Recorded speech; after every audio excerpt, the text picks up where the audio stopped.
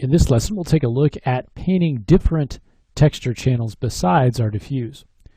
So to this point, we've just been painting the color of our model. You can see that I've gone ahead and I've merged all of those paint layers together. So I just selected the base color and went up here, merge visible, and that just merges everything down at its current opacity with the current blend mode down into one texture map. Okay, you can see that texture map in here. If we take a look at our UVs, what that looks like. So up to this point, we've just been working with color, but we can actually paint textures that will drive different aspects of our model. For instance, the specularity. So we might want some parts of this model to be shinier than others. So in order to do that, we're going to go ahead and create a new paint layer, and we'll call this body spec, and we'll make it the same size. And this time under channel, instead of choosing diffuse, we'll choose specular. And we'll go ahead and create that. It's going to create a new group here with a new paint layer. So if we were to go in with our paintbrush and select black, and then we were to go in and paint, that is going to basically turn off the specularity in that area. It's not going to be shiny at all. So depending on how you like to work, you could fill it with black and then just increase the specularity in those areas where you want it to be specular. You could make it the maximum specularity and then take the specularity out of those areas, the other areas. So a lot of different ways that you could do it. Let's actually choose something that is has a little bit of shine to it. So maybe something like that, like a gray, and then we can go ahead and flood the paint layer. And you can see how that takes a lot of the specularity out.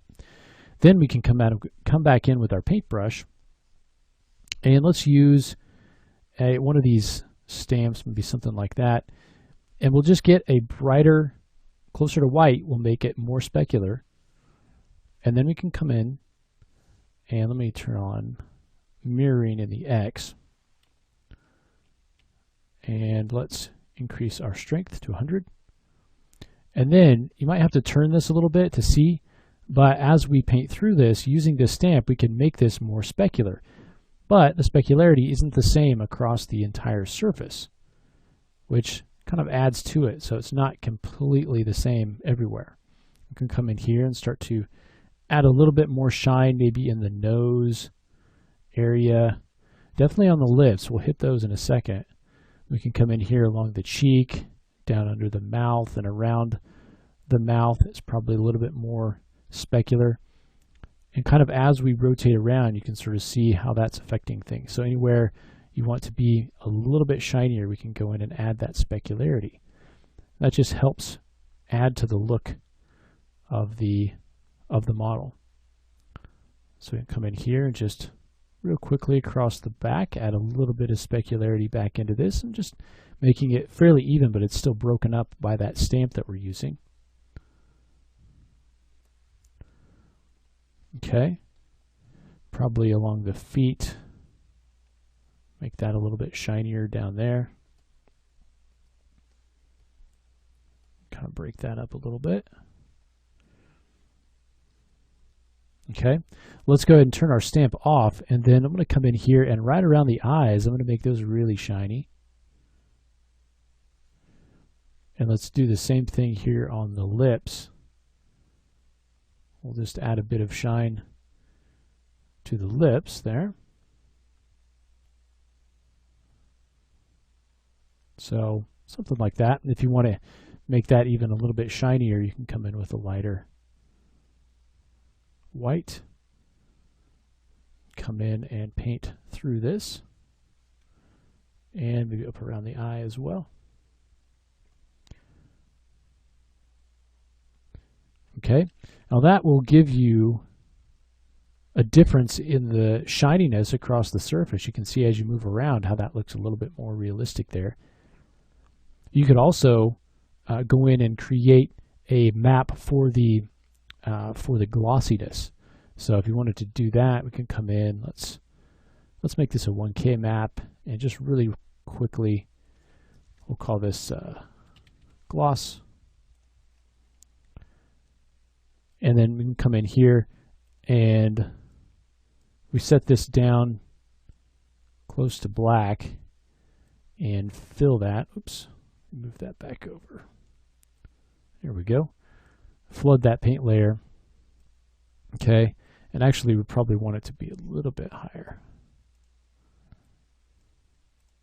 There we go. And then we can come in with our paintbrush and increase this just a little. And then in areas like the lips here, we want those to be a bit glossier and to have a tighter speck. We can come in and paint along there, and you can see how that's working. Let me increase that maybe a little bit more even, see if that will help. And so just, again, looking at this speck, you can kind of see how that's tightening that speck up, making that look a little bit wetter. We can do the same thing here in the eye. So creating some variation in not only the shininess, but also the glossiness of that across the surface. So some areas appear to be more wet than others. Okay, we can also start to add what's called emissive, or kind of a glow, and we can do this on objects that really need to glow, but we can also use it to kind of add a little bit of life to our object sometimes, to add that sort of glow coming from inside. Very subtle, but it sometimes helps. So we'll call this something like, we'll just call it emissive. And let's go ahead and make this incandescence. So we'll go ahead and add incandescence map to it. And then I'm going to go ahead with the paintbrush, choose a red color that's pretty dark here. And then I'm going to come in some of these areas and add this red in. So I'm going to come in right around the eye. And you can see how that kind of makes it glow a little bit. Let's do the same thing on the lips. Keep in mind that we have the ability to dial down the intensity of this. So I know this isn't going to be where I'm going to leave it.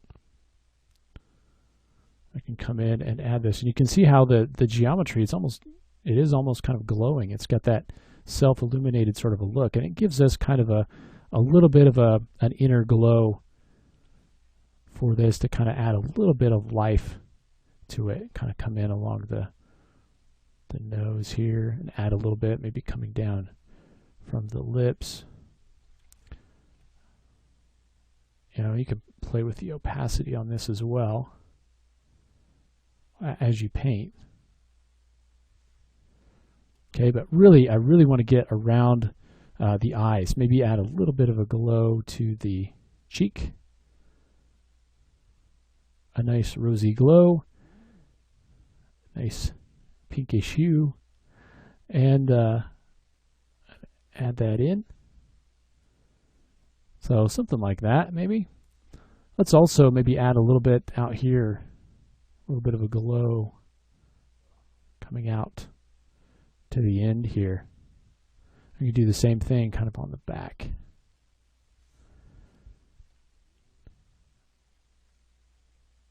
And in.